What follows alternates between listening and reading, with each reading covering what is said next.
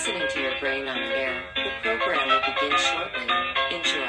Kau mendengarkan otakmu di udara. Program akan segera dimulai. Nikmati.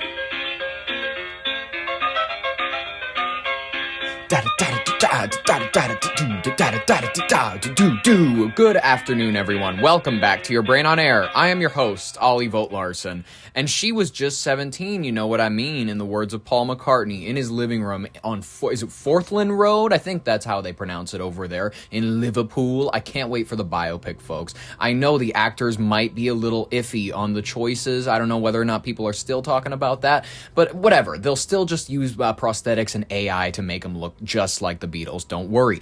Speaking of which, folks, are you scared of AI? Don't be. Only the F students are running the show. People like me, people with no friends, people with no inherently interesting lives or thoughts, people with whose one contribution to their company, their product, is kind of a croaky voice to read off how they're saving your life with it. They are saving your life with this brand new technology. Sam Altman, Elon Musk, me, and a bunch of other tech billionaires. I'm there for some reason.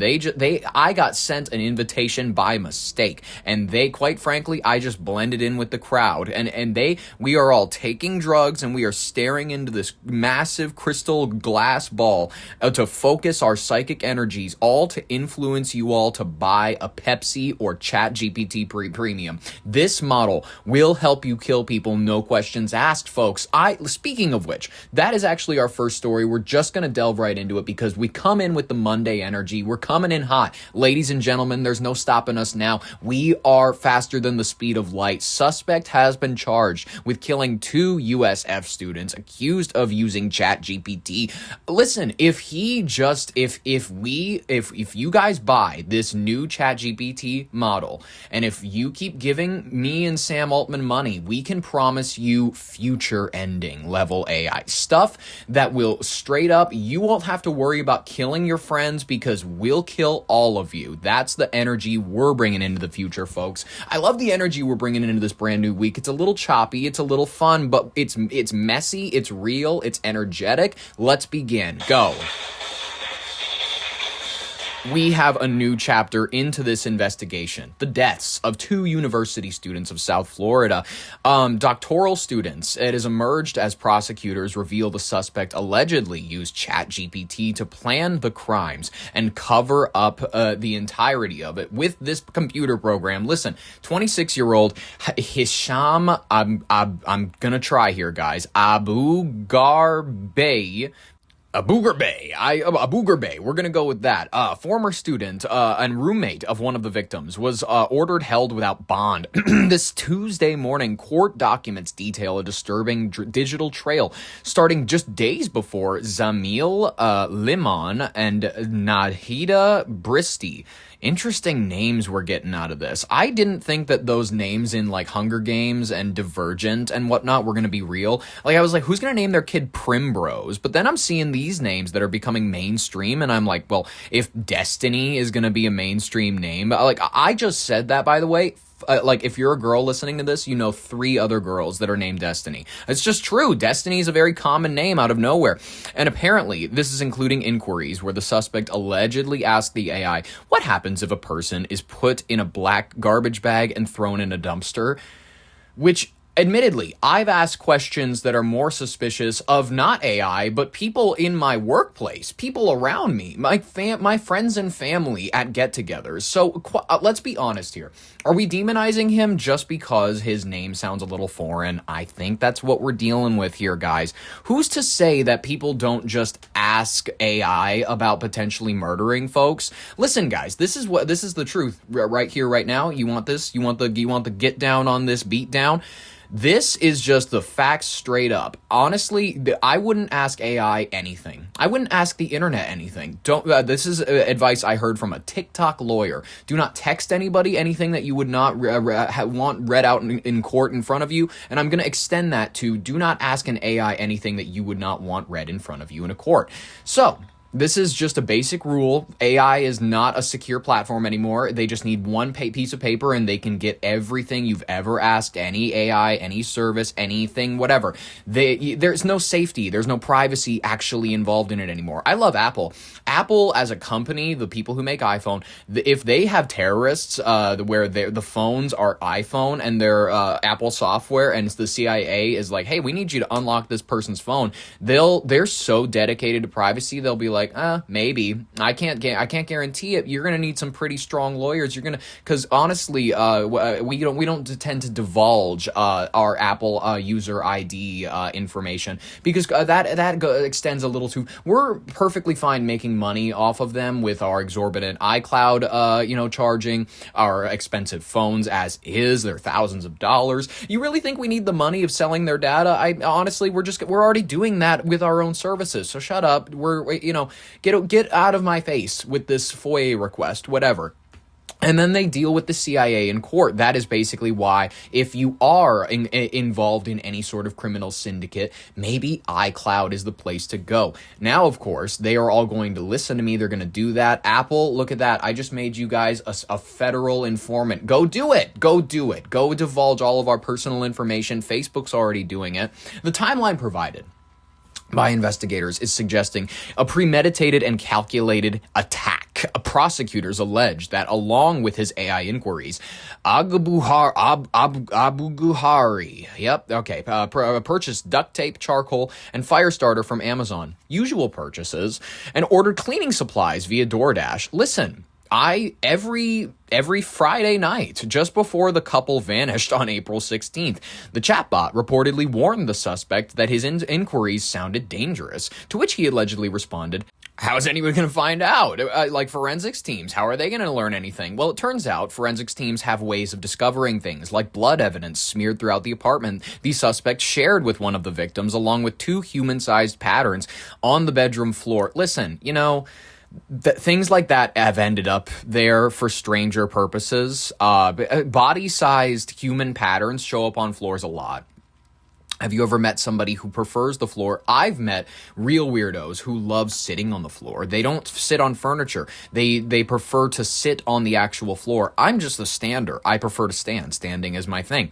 The search for the missing students ended in tragedy over the weekend when Limon's, I think it's Limon, it's Limon, remains were found in trash bags near the Howard Franklin Bridge, and the second body was recovered from the waters of Tampa Bay.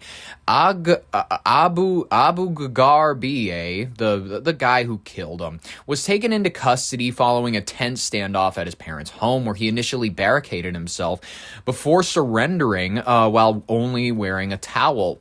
What is with the wardrobe switch up? Florida's Attorney General has since announced the expansion of the criminal investigation into OpenAI, the creator of ChatGPT, to examine how the technology was utilized in the commission of these murders. Family members of the victims who traveled from Bangladesh to pursue their doctoral degrees described the couple as kind and full of dreams, while the defense has not yet commented on the specific AI evidence. The case has sparked a national debate over the safety guardrails of artificial intelligence, as I'm not going to pronounce his last name again. We're just going to wait for the newsman to do it, as this guy faces 2 counts of first-degree premeditated murder. The community at USF is remaining in mourning for the 2 bright scholars whose lives were cut short, and the crime investigators are saying it was researched with such AI beforehand. It was before it was executed.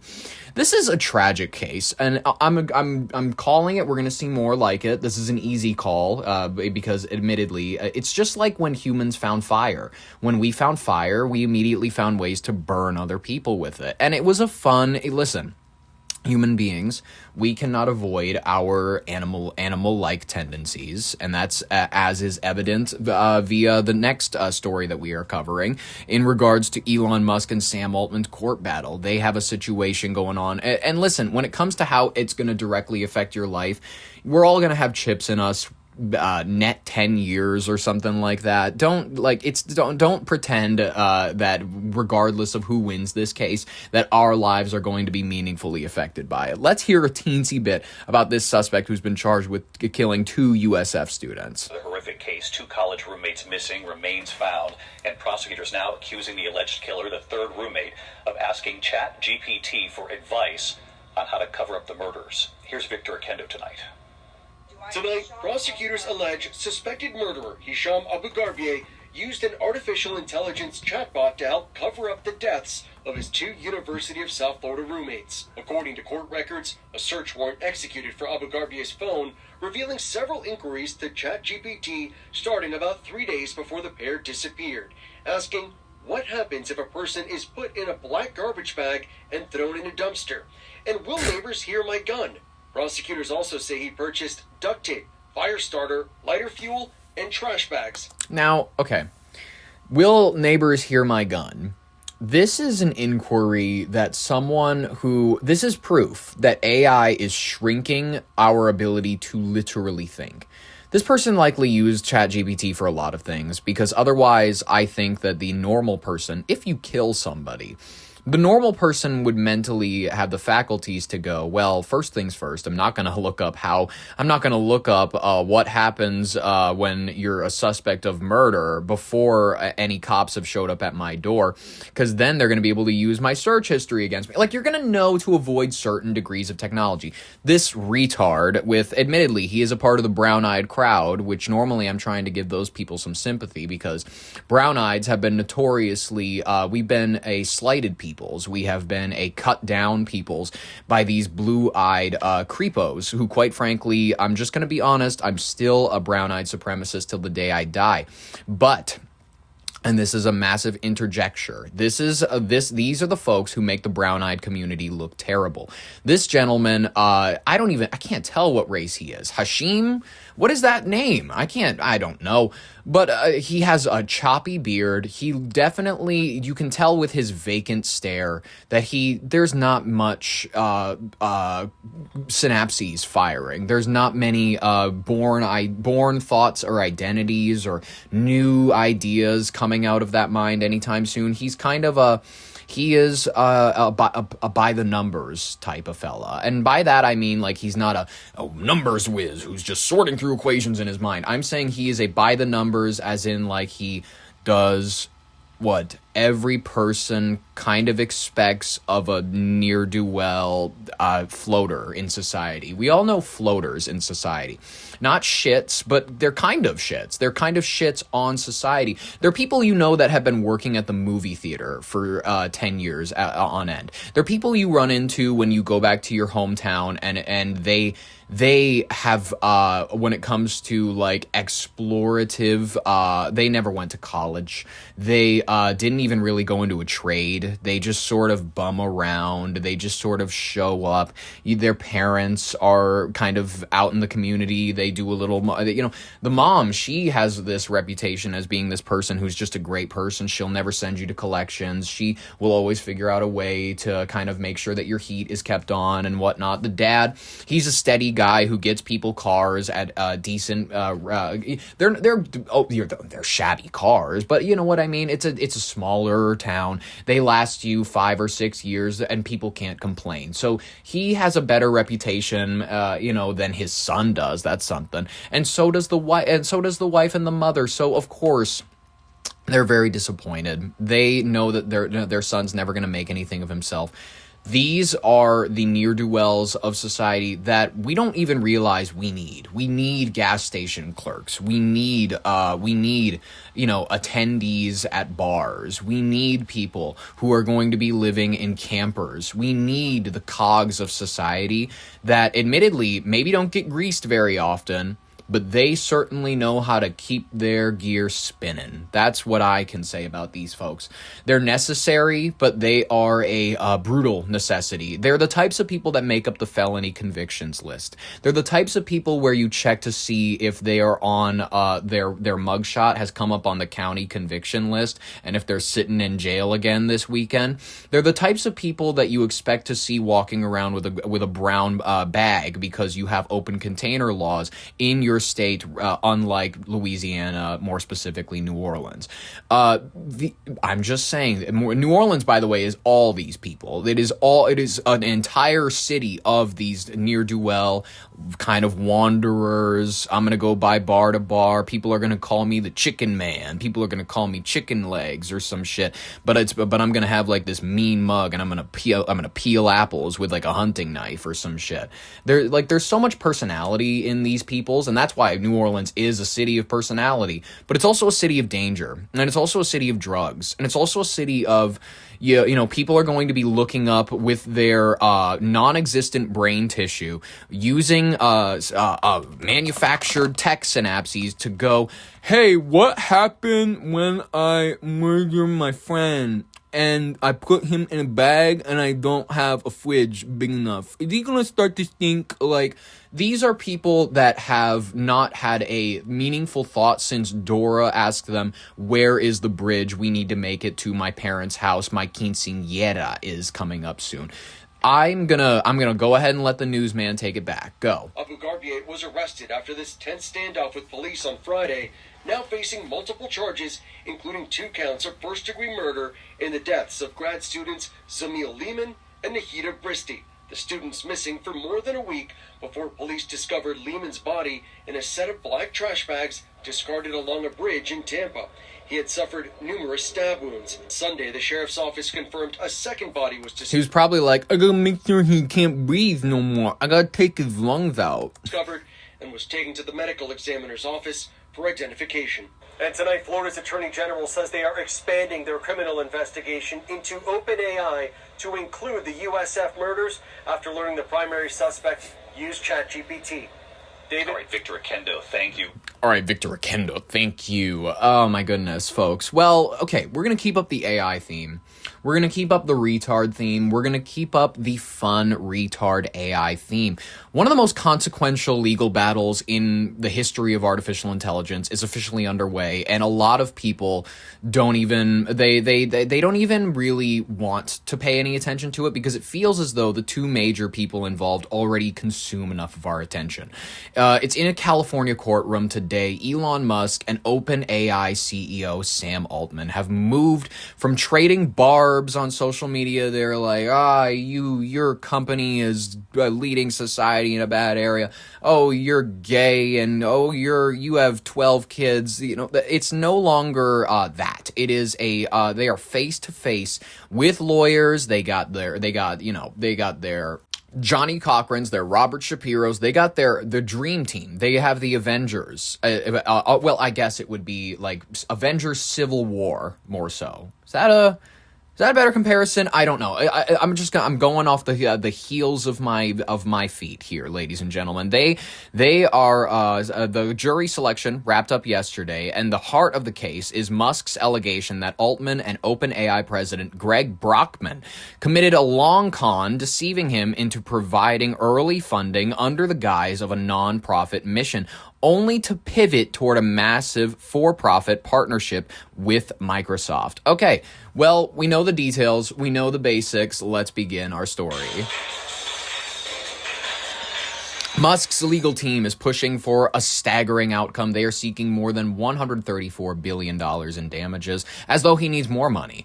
And the removal of both Altman and Brockman from their leadership roles at OpenAI. Musk isn't looking to pocket the money for himself. I guess I stand corrected. Instead, he wants the court to disgorge the profits back into OpenAI's original charitable arm. His lawyers argue that the shift is for a for-profit structure. The shift for a for-profit structure was an illegal corporate conversion that enriched insiders at the expense of humanity, effectively turning what was meant to be an open source public good into a closed-door wealth machine for investors. Now, I don't inherently disagree with his legal argument. Is he the right one to be making this bold claim about how people should be serving humanity first with their actions and whatnot? He's wildly the wrong person to... Whatever. I'm willing to take legal advice. I'm willing to take legal advice from Charles Manson. I'm willing to take driving advice from Ted Kennedy. OpenAI and Altman are firing back with a very different version of the history. They're calling the lawsuit a baseless and jealous attempt to sabotage a competitor. The defense is expected to present evidence showing that Musk himself once advocated for a for-profit model and even tried to fold the company into Tesla before he left the board in 2018. They argue that the restructuring was a business necessity to raise billions of dollars needed for the computing power, money Musk allegedly stopped providing once he lost operational control. Well, in my opinion, and I guess in Elon's minor defense, can I defend him a little? Can I defend him a little bit? Why is it his responsibility to fund it if he no longer has operational control? I guess. I can understand. I can understand if you are a control freak, which most of these tech fellas tend to be. I can understand wanting a level of control that some other people might call maniacal. Some other people don't have the vision of a Steve Jobs. Some other people don't have the vision of all these tech giants like Bill Gates. All these people who want to kill you on their downtimes. I'm just listen. Am I saying that COVID was faked and that's they are all trying to kill us with COVID? No. What am I? Who put that in my mouth? Not me. You said that. Why would you say that for me? That's so rude of you to say that for me. Anyways, what else do we know about this? Not too terrible much. Opening statement set to begin this morning before Judge Yvonne Gonzalez Rogers. Okay. Now, that is a toss-up as to who this could... Because obviously, Yvonne... I know nothing about Yvonne, but Gonzalez Rogers, I have a feeling Ms. Can I call you Ms. Rogers? Can I call you Yvonne? Can I call you Yvonne? I love you, Yvonne. But can I ask you sincerely... Which of these two fellas does your community? I'm not saying which community that is. Don't call me racist. I could be talking about judges as a community. Which of these two fellas does your community sympathize with the most? And in all honesty, which one? I think the question better should be rephrased. Which one alienates you the least? Because you have the option of. The gentleman, as is mentioned before, with 12 children? Elon Musk. God, I can't believe I have to type in these words. Kid count. He has 14 children. Never mind. With a lot of different women. Very, very whorish behavior. I'm just honest. It's very whorish. I think that it's disgusting. And, you should be willing to commit yourself to one partner individually. I understand if one or two relationships don't work out, but fuck, man, whatever. You either have that polygamist freak, who may be bright, who may have admittedly ways of operating his companies that they may be effective to some extent, like his space programs can be revolutionary when it comes to the reuse of technology, all that junk. People also just hate his public image, and he's also really cringy and autistic and goofy, and he just doesn't know how to. He doesn't know he has the Mark Zuckerberg curse. Unfortunately, he has this inability to grab his own narrative and shape it to his will. Everybody says kind of what they want about him, and his appearances weirdly reflect this. It's impossible to describe his face other than weird, not frog-like, but very. He's got these very distended. What is this part of the mouth that is responsible for this? I think it's his South African face. I don't know. No racism here. He's white. I think. Whatever. Or Sam Altman, who admittedly is just this he's kind of this light talker. He's kind of this guy that you talk to at the gay 90's in Minneapolis, who you at first think is just going to be this cool guy to maybe have a cigarette with, and then he goes, actually, no, I don't actually do any of that. And then you're going to be like, oh, what are you doing here at the bar? And he's like, actually, just my friends brought me here, and I was actually just thinking about getting a Coke or something like that, and I was just hanging out here at the smoking area because it's the least loud. And he is a gay that doesn't know how to unwind. He's a Neville Papperman without the quippiness, the fun. He's Neville Papperman from iCarly if you sapped out the fun, Napoleonic kind of villainous energy, and more so just left the villainous without personality, just sort of dry, You don't want to get stuck talking to him at a party. He won't have anywhere to bring this conversation other than how eventually this we're not going to have crime because everybody's going to be too terrified of all the cameras that are watching them perpetually. They're not going to be there. We're going to have chips in people's heads also that are going to read your thoughts preemptively. And if you're like showing signs that you are becoming what we term a bad person by whatever the measurement of bad is, who's deciding what bad means? Is it wrong to have a racist thought but to be a completely decent person in your normal life? Are we going to be criminalizing thoughts? Like we're going towards very areas of technology and criminality and persecution that people haven't thought about really ever before in humanity because we haven't had the ability to track your thoughts. But we're probably going to be able to track your thoughts by the 2030s. Let's hear a little bit more about what we know about this. It's a trial so unusual, not even artificial intelligence could make it up. Jury selection begins today in a high-stakes lawsuit from billionaire Elon Musk targeting OpenAI CEO Sam Altman. At stake, the future of one of the world's most influential companies. I can't even fault the people who believe in the lizard conspiracy anymore because the people who run the world can't manage to find a skincare routine. They can't manage to, not be blue or green, smoky-eyed weirdos who look like they were designed in a lab. I'm sorry. Can we get one normal-looking CEO?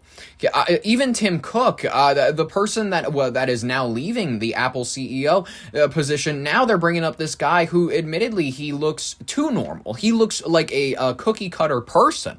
He looks like Adam the First Man. He looks like this kind of just God put a person on the planet, and he was that. Musk alleging that he was duped when Altman transformed the company from a non-profit entity into a profit-generating juggernaut. Thanks to the success of ChatGPT, OpenAI now has a valuation approach of $1 trillion and is angling to go public. But Altman says Musk was well aware that OpenAI needed to become profit was part of the discussions. Technology reporter Mike Dubusky joining me now for more. She's awful she has no riz. She has no, I'm sorry, this is the first time I've ever gone after a news reporter for being unable to keep my attention. This is the most dry, So Mike, let's talk about what this case is really all about. Yeah, Kira, this all goes back to the very founding of OpenAI back in 2015. Sam Altman and Elon Musk co-founded that company together as a non-profit with the goal of creating AI for the good of all humanity, an altruistic enterprise. What does that even mean, for the good of all humanity? You could argue anything is for the good of all humanity. People argued the COVID vax was for the good of all humanity. Look how that turned out. Myocarditis is a curious, interesting phenomenon that very few people want to talk about. Look at a lot of these, things that we call great for humanity. Institutions that are great for humanity. NATO, a peacekeeping force that manages to, never cause any of the conflicts that they get into. Never mind the 1999 bombing of Yugoslavia, 2011 military invasion of intervention, in Libya, eastward expansion, any of this, Kosovo. We're going to ignore any sort of conflict that may have made NATO look a teensy bit like the aggressor, and it's just a peacekeeping force. Right. People who call NATO a peacekeeping force are the same people who will call AI institutions, you know what I mean? Very good. What is it? Good for humanity. Who defines good for humanity? Anytime that people throw out things like that, they should be asked, what do you mean good for humanity? Who is this good for at heart? They said. However, the market demands and the extreme cost required of building this artificial intelligence technology started to push the company more in the direction of a for-profit business, a traditional tech company, to the point where they were a for-profit business selling subscriptions and APIs and what have you under the umbrella of this larger nonprofit enterprise that kind of steered the larger direction of the company. Elon Musk, seemingly dissatisfied with that transition into more of a money-focused business, left the company in 2018 and in 2023 started his own artificial intelligence company called XAI. Terrible name. Whatever. He's going after them. Regardless of how it turns out, it's not going to affect your life. The AI bubble, folks, in general, I think its time is coming due. Maybe this will be the thing that swings us into the next global crisis. I'm saying cryptocurrency might be able to outlast AI. I know that's a crazy prediction because Ben McKenzie's putting out everybody is lying to you for money, and suddenly that's going to make everybody wake up. I don't think it's going to make everybody wake up. In all honesty, I don't think it's going to get a wide release, and I don't think very many people are going to go see it. So it's going to take a little longer for people to wake up on the Ponzi scheme that is cryptocurrency. But in the meantime, the AI bubble is the next 2008. I'm sorry to say it, folks. I'm sorry if your major financial institutions are majorly invested in this junk of AI. It's going to be that scene from It's a Wonderful Life, the bank runs. You are going to be going to Eastern Capital or some shit, and they're just going to go, no money. We have no money for you. Sorry. Okay. We have Ann Pettifor on how and why the AI bubble will burst. This economist, she looks like a relatively well-informed person. She has glasses, but then again, I have glasses. That doesn't always tell you that somebody's smart. It is destined to burst, according to her. From her analysis, it's focusing on the underlying economic principles that suggest the rapid expansion of AI investment and valuation is unsustainable. Her perspective highlights potential triggers and the systematic vulnerabilities that could lead to a significant downturn in the AI market. Let's hear a teensy bit. Go. The AI bubble is about to burst because the hyperscalers, as they're called, have used up all their own cash and are now borrowing money. They are effectively net debtors at a time when they're spending huge volumes of money on data centers without having any guarantee that they're going to earn profits from that. And it's that worry that actually there isn't money to be made in that business, which is gradually dawning on investors. And that's going to be why they are going to pull away. In fact, there's already signs of people withdrawing from the AI sector because they fear that this is a bubble. It seems to be utterly inevitable. The question is only when. Now, when I say a bubble, I'm not saying that we're never going... suddenly there's going to be a day where ChatGPT goes and holds its hat in its hands and solemnly goes, guys, we have to close up shop. We have to shut down ChatGPT, and then Grok's shut down. There's not going to be a world where AI just doesn't exist anymore. AI is going to have to integrate differently if it is going to have this moment where a lot of people realize, shit, pouring vast sums of money into it when it hasn't proven to be a major driver of profit yet. This just doesn't make any financial sense. A lot of people are already starting to pull out. They're afraid to make a baby with this thing. They're going, I think we're going to save ourselves from marriage. I think that we're going to go ahead and pull our pants back up, put our belts back on, and we're going to go back and we're going to work. We're going to try to figure out what the world even looks like right now before we get ourselves looped up in your craziness. We're not ready to make this AI demon baby. But unfortunately, what we don't even realize is the condom was broken. The pre is already there. The egg is already fertilized, and this baby of demon level proportion that AI is formulating is already, it's probably conscious, and it's probably got some of your data. It's probably got your social security number. It's probably the thing that's been calling you every other day. That's maybe the debt collector. You know what I mean? This AI demon is going to be stealing your money in a few years. Whatever. This is not anything that you meaningfully need to worry about, because guess what? There's not anything that we can really do about it. It's in the hands of people beyond us, unfortunately. Call your senator, call your congressman. Don't kill them. Jesus. Like, come on, guys. Can we stop that? Really? Like, I thought that was for the 70s. That's so 1970s. Really? I thought that honestly, when we brought it back for that one moment in September with Charlie Kirk, I went, okay, the guys, this is kind of cringe after a while. while. I was like, sure, the Charlie Kirk meme, whatever. It got unfunny after like 5 seconds. And Erica Kirk is still a big weirdo. All it did was just launch her to a level of fame that she would have never attained naturally. So, guys, when it comes to making martyrs out of people, can we knock it off? Is that really the greatest idea? How about we just wait 60 or so years to have a notification pop up on our phone? Oh, Nick Fuentes at something, maybe 88, dies of rectal cancer. He had too much gay sex and he got the rectal cancer, and it's unfortunate. And we found out that about all the way in the 2080s, we find out that rectal cancer can also be derived from gay sex. I don't know. Maybe that's just one of the chaotic, weird futures that we're living in. Maybe the people that were terrified of AIDS were right. You can get it by breathing the same air as people. I don't know where we're going to be in fucking 80 years. We're idiots when it comes to our medicine now. Who knows what we're going to discover in 50 or so years. We're going to figure out that iron is good for you and you should be sucking on one of those little tabs of iron every morning.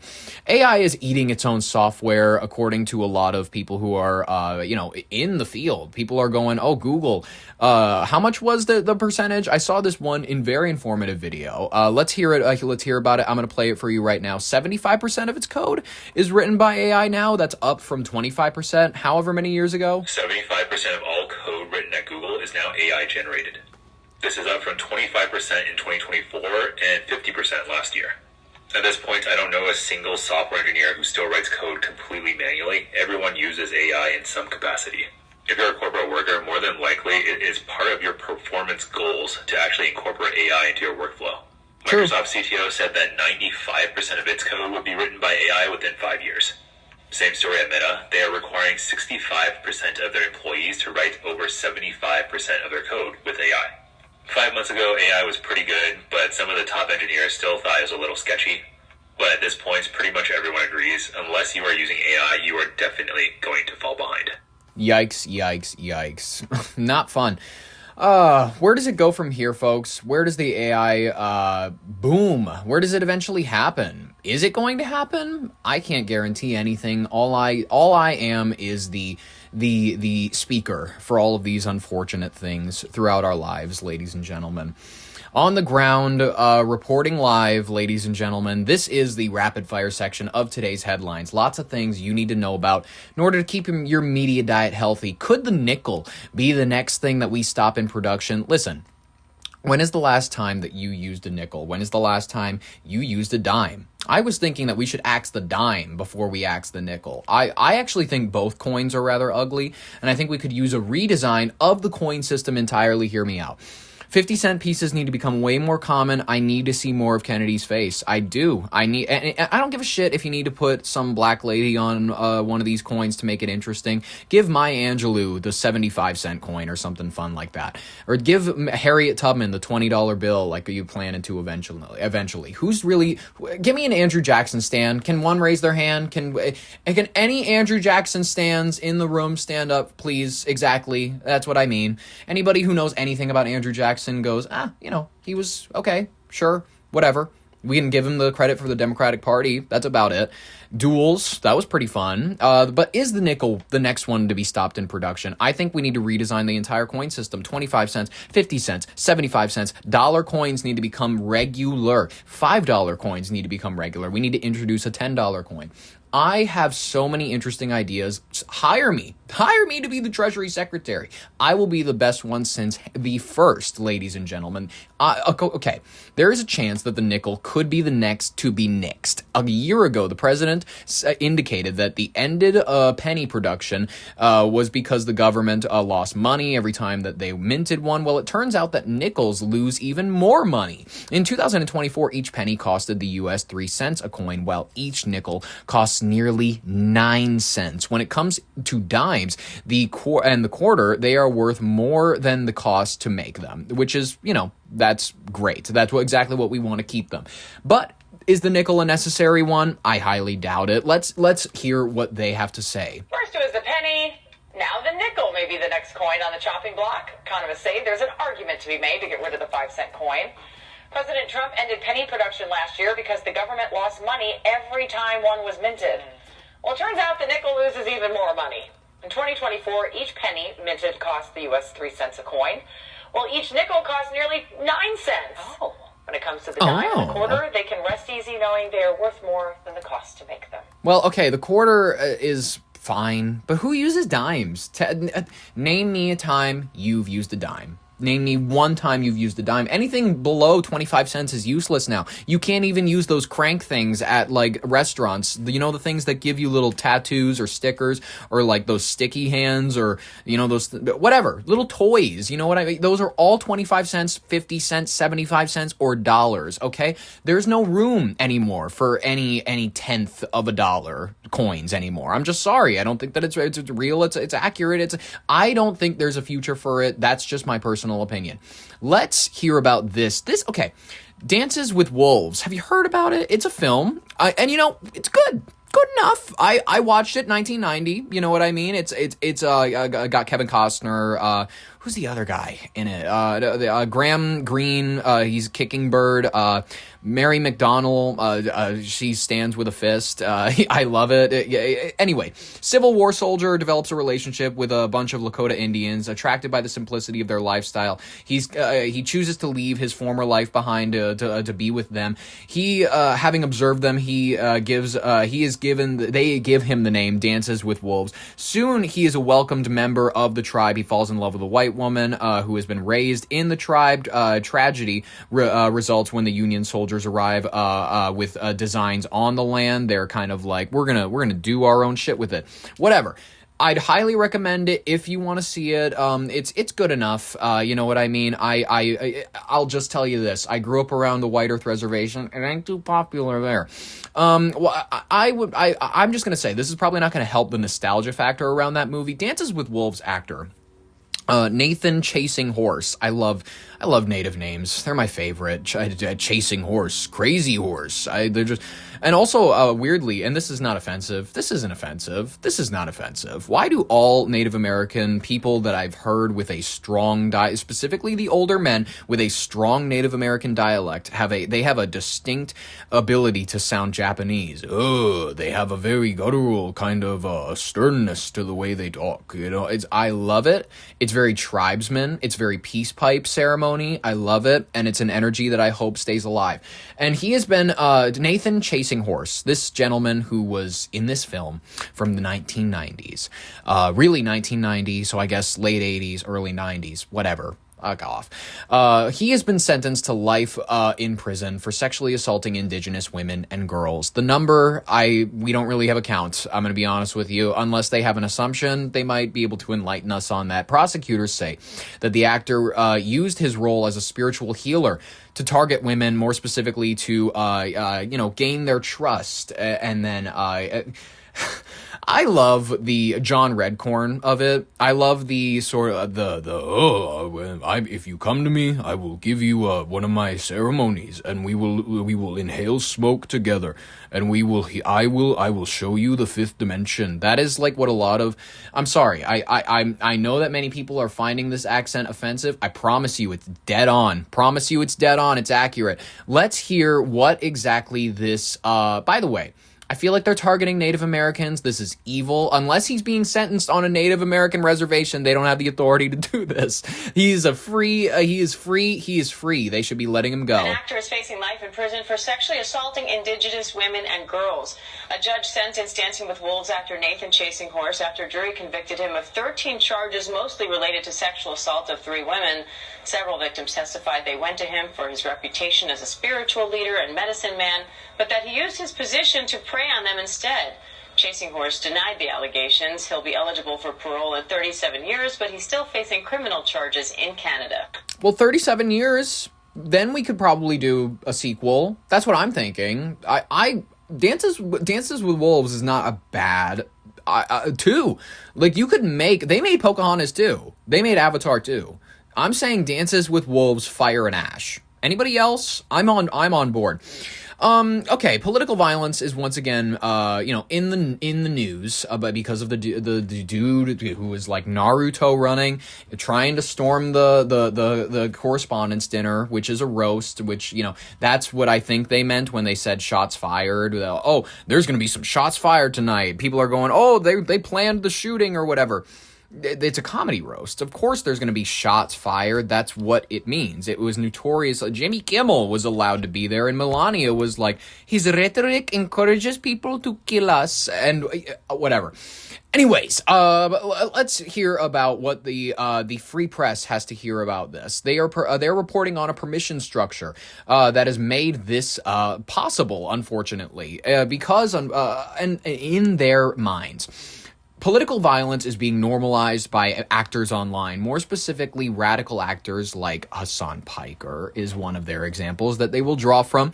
And I'm just going to say it, his words are not exactly the most gentle or kind. And listen, as a famously gentle and kind person on this show, as a Mr. Rogers figure, quite frankly, with my demeanor, where I'm known around the internet and my fan base for being just this genteel, kind figure who really just has a great heart and doesn't say anything mean about anybody ever.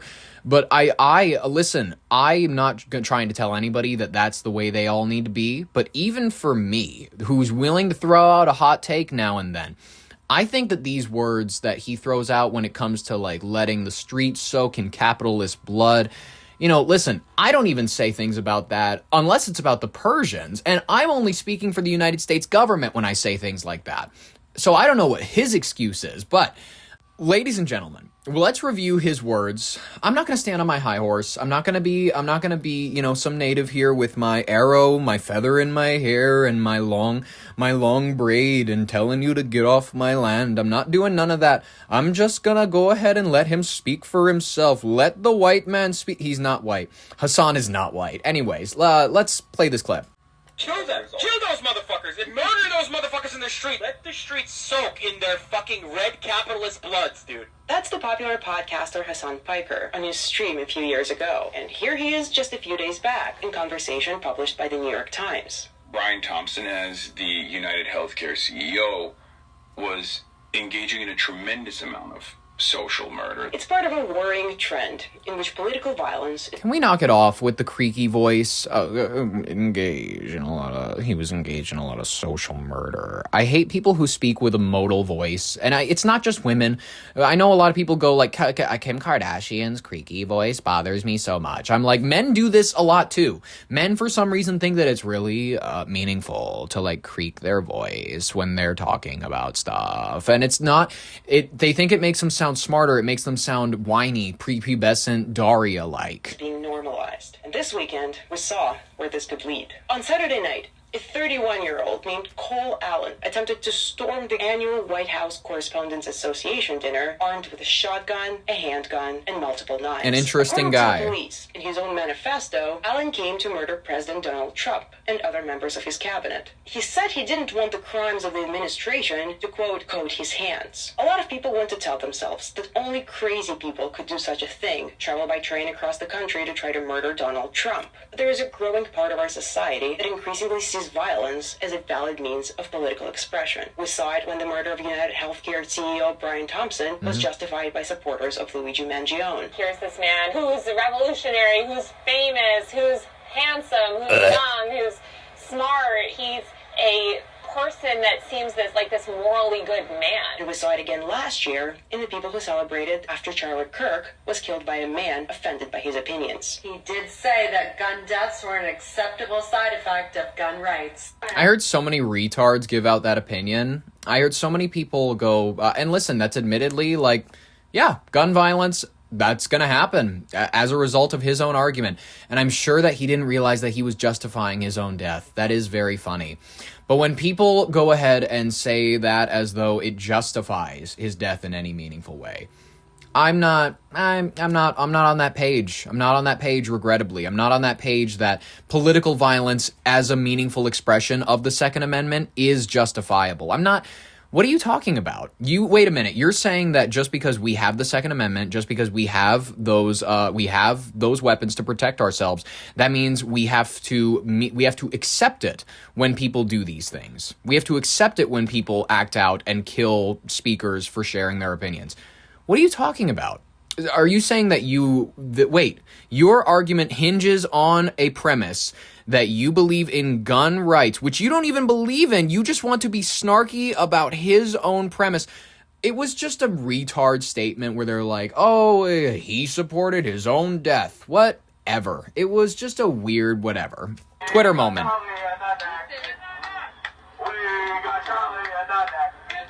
Once you start calling things that aren't murder, like running companies whose insurance policies you disagree with, murder, it's a lot easier to justify actual violence. Yes. This is what makes this type of sentiment so terrifying. That it's not coming from a lunatic fringe, but rather from some of the highest educated members of our society. Like Cole Allen, who had an engineering degree from prestigious Caltech and a master's in computer science. One recent survey found that Americans with graduate degrees are twice as likely to support political violence. It can start with high-minded discussions on Ivy League campuses, where speech is derided as violence, and actual violence is excused. But it can move from ideas into action. Then, a man with 2 guns and several knives shows up at a gala, out for blood. The thing that makes America exceptional is not just our Constitution and our First Amendment, but the culture of freedom that upholds it and makes it real. It is up to all 330 million of us to protect that right. Well, not many people are very interested in protecting rights at all, quite frankly. Let's look at Nitya. Is it Nitya? Nithya Rahman. Let's look at Nitya Rahman's constituents booing her. When she says it doesn't matter if the homeless drug encampments are cleared out or left right next to the school, she then rolls her eyes at it. Listen, this is meaningful. The public is allowed to be concerned if there are encampments near the school. The public is allowed to worry about whether or not... And her argument is essentially, hey, does it really matter if the encampment is 50 feet from the school or if it's right out front where the bus is at? Like, what does it really matter if the meth addicts are on school property versus across the street? The kids are going to interact with them. They want to see them anyways. So, not an argument that I would pose, but one that she's perfectly willing to pose. Let's go ahead. I mean, it's like, I don't think a kid's going to be safer because a tent is 500 feet away from a school,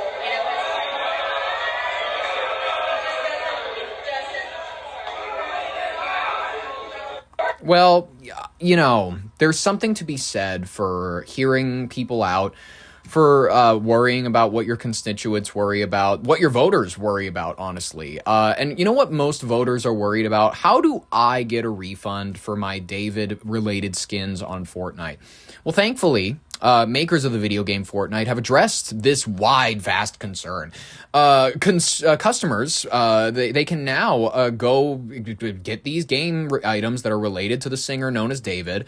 They can go get them refunded, interestingly enough. Would you really want to get it refunded, or would you want to just hold on to this is an artifact? I have something in this video game that they made in collaboration with a known murderer. Why would you ever want to get a refund on that? Are you retarded? Do you not realize how valuable that asset is alone? People are going to be selling their Fortnite accounts saying, this Fortnite account owns the David Fortnite skin or whatever. Come on, guys. Who wants a refund? Makers of the video game Fortnite are addressing... What did you just say? What did you just say? Makers of the video game... That did not sound like you said makers.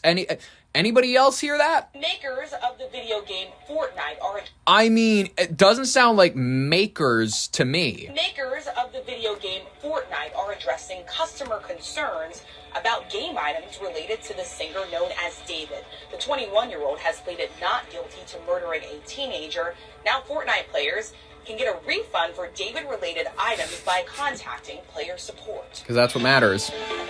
That's what you need to know, ABC News. news, ladies and gentlemen.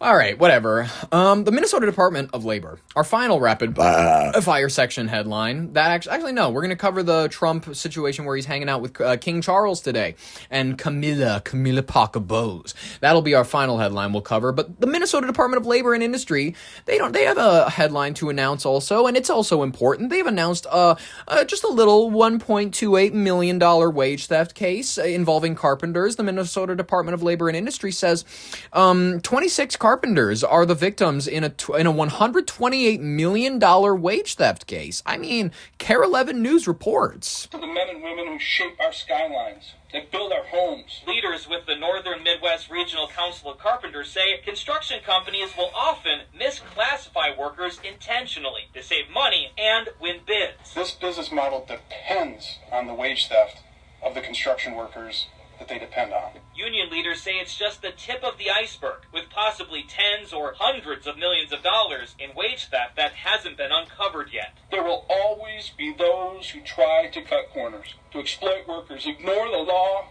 and operate in the shadows of the economy. But they should not define our industry. No wonder you've been seeing asbestos coming back in Minnesota homes. That's been interesting. Honestly, all the new projects with all the asbestos. I'm joshing. Trump touts the United States, the UK's relationship in a welcome speech for King Charles, Queen Camilla, as though we've began with the greatest of relations. Yeah, the United States and the United Kingdom always had tremendous relationships. I mean, eventually we did. When we rolled into the supreme government, where the British and the American, their intelligence agencies essentially merged to some extent. NASA became the breakaway government. You can get into it eventually. Thank you very much, everybody. Thank you very much. Beautiful British day this is. And it really is. Your Majesty's members of the British delegation, friends, service members, and distinguished guests, welcome to the beautiful White House. Great honor to have you. Melania and I will never forget the spectacular honor Your Majesties showed us during our extraordinary visit to Windsor last September. Windsor. Now it is our tremendous privilege to host you, and you're going to have a wonderful short stay, but stay nevertheless. Then you're going over to Congress, and you're going to make a speech that's going to make everybody very envious of that beautiful accent of yours. Very elegant. He's a very elegant man. Here in the shadows of monuments to George Washington, Thomas Jefferson, honoring the British. For them, unfortunately, this is like visiting one of their old colonies. It's like, oh shit, these guys are still around? Well, yeah. Well, didn't you hear, Camilla? They've been running the world for the last century. And then she goes, "Well, aren't we doing that?" And they go, "No, actually, our empire had its the sunset moment years ago." And then, they have to go into this shit den, essentially, so much younger than their nation. They're like, we go to pubs that are routinely 600 years old. Oh, I went to this one place. I got fish and chips. It was from the year 1200. And then they come to Washington D.C. and they got to deal with a Shake Shack that went up in 2010. What are we doing here, ladies and gentlemen? The culture is just so much less refined, according to them. Listen, if I was a British royal, I would also be disappointed. But I love Yankee culture. I grew up in it. I love highways. I love gas stations. I love truck stops. It's a lot of road. I'm going to be honest with you. United States is a lot of roads, and I like it. I like it. Ford, what's good for General Motors is good for America, ladies and gentlemen. The international highway system. You can ride for hours and not see one town. It's beautiful. I love it. Well, let's hear his final remark before we move on to our last story. He's so cute. Trump tells the King Charles that his mother, Trump's mother, more specifically, had a crush on King Charles. My mother, I just see it so clearly. She loved, I told the king this, she loved the royal family. And she loved the Queen. And anytime the Queen was involved in a ceremony or anything, my mother would be glued to the television and she'd say, Look, Donald, look how beautiful that is. She really did love the family, but I also remember her saying very clearly, Charles, look, young Charles, he's so cute. My mother had a crush on Charles. Can you believe it? What a non-story. I love white people stories where it's like, can you believe this? This is just a thing about my life. Can you believe it? White people give those stories better than anybody else. Let's cover, speaking of white people, the 1990s. The obsession with the 1990s has reached a fever pitch this year. And psychologists say it isn't just about the neon windbreakers, the grunge music, any of that. It is about a digital exhaustion. Let's begin. The 1990s, they represent the last great analog sanctuary for a lot of people. For those who lived it, the decade was a time of perceived economic stability, the promise of a peaceful future, the third rock from the sun. Like, let's be honest here. There was an energy at that decade that a lot of people just don't even realize, especially for people my age. For Gen Z, however, it's more of a historical nostalgia. It's a yearning for a pre-smartphone world where social interaction that happened in real time. You went to the mall. It was free from constraint, pressure of a curated digital identity. You weren't a brand. Nowadays, kids are brands. They go on Instagram and it's like, how many, what's my view ratio at or whatever. It's like, how many people view my post and then stay, or how many of them check out my profile right after. It's a weird, like, way to be interacting with your your fellow comrades. I was about to say commissaries. The trend is being fueled by a massive nostalgia economy that has turned the 1990s into a $75 billion market. This is at last count. Brands are increasingly reviving minimalist 1990s aesthetics and the dumb phone technology to offer consumers a psychological shortcut to comfort where, hey, get rid of the apps, get rid of that junk on your phone, just have a phone again. Experts note that in the times of extreme uncertainty, like the current 2026 political and technological shifts, the human brain naturally gravitates toward processed history, where we retreat to an era that we already understand because there's no learning curve for that time. It feels safer, familiar, unburdened by complexities of the modern time. This yearning for the old, the analog, is also a direct response for the perpetual burnout many people are feeling this year. Viral social media trends often feature 1990s high school footage where the simple act of teenagers talking without phones in their hands has like this almost hypnotic effect. They watch it like it's this Aaron Sorkin, geniuses debating, when really it's like a clip from The Breakfast Club. It's like, I guess that's 80s, whatever. But what I'm trying to get this across, where it's like people are just so much more impressed by less. You watch clips from the 1990s, but people are in love with Clueless. Clueless is huge, even though it's a weirdly incestuous story. The current 90s revival is serving as a creative protest against the future that feels increasingly unpalatable. Who wants to be on flock cams, and who wants to be tracked by Palantir on social media? We want to mine the past for offline values. We want a new generation that's going to try to ground itself in a world that feels unrecognizable. We don't know what tomorrow's going to look like, so let's look to the past. This spring, the 90s have sprung all over again. An Easter basket! In fact, things are even starting to taste like it. Kellogg announcing the return of toys in some cereal boxes for the first time in more than a decade. Look, we're all very impressed with Andy's new toy. Toy? T-O-Y. Toy. Featuring characters from one of the 90s highest-grossing films, Toy Story, and the upcoming 5th installment of that franchise. Enough. Searches for 90s life going to infinity and beyond on TikTok this week, spiking more than 1,000%. This stuff works in kind of 20-year cycles, and now we're getting this 90s nostalgia in fashion and culture. And Love Story, JFK Jr. and Carolyn Bessette, FX's most-watched limited series ever on Hulu and Disney+, inspiring a 90s fashion frenzy of its own. We all think for Carolyn Bessette. All part of a larger trend of brands putting 90s-era faves back on the market. Landlines like the popular tin can surging in popularity, along with transparent tech. And remember inflatable furniture? Well, now IKEA's given that an upgrade worthy of 2026 as well. But what is it about the 90s that we crave so much we're splurging on it? Looking back to those simpler days, even if it was just the 90s, and it's a familiar enough time that, we remember pre-phones, just how things were different culturally, and I think people are kind of hungry for that. Or as Summer Kenson, the creator behind the holiday classics, puts it, you know why we're so nostalgic? It's our way of borrowing calm from another time. And those special edition toy-filled boxes of Frosted Flakes, Fruit Loops, Apple Jacks, and Corn Pops will hit shelves beginning tomorrow, but you'll have to wait a little longer for the heavy helping of 90s nostalgia coming from Brendan Fraser's Mummy follow-up and Ryan Coogler's X-Files remake, both of those things in the works. Ay. Can't wait for the wave of kids choking on those. By the way, that's why we stopped putting toys in the cereal, because too many American fatties back in the 2000s, 2010s started choking on them. So we were like, just take the fucking toy out of the cereal. We even wrap it in plastic bags. They'll chew through it. It doesn't even matter.